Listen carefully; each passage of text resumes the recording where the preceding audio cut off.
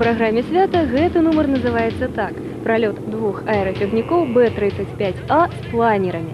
На першы погляд, здаецца, не надта складанае практыкаванне, але ад спартсменаў патрабуецца немалая вытрымка і ўвага, каб дакладна пракласці трасу ў паветранай прасторы. Гэтую вытрымку, дакладнасць дэманструюць прадстаўнікі бабруйскага аэраклуба, майстры спорту, начальнік аэраклуба Анатолій Гарачых, камандзір звяна Александр Сапараў і лётчыкі-планерысты Пётр Смолін і Александр Кудрыцкі.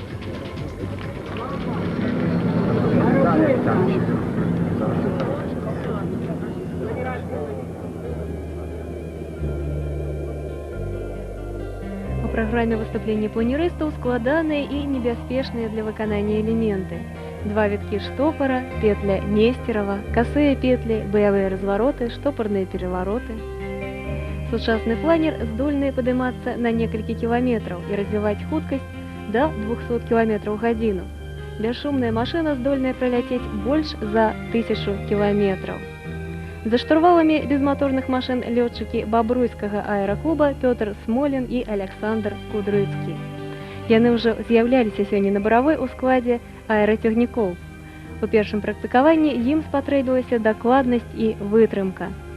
А зараз яны дэманструюць усе рысы сапраўдных майстроў: мужнасць, тэхніку пілатажа і ўвагу. У гісторыі беларускага планерызма заўсёды былі яркія імёны.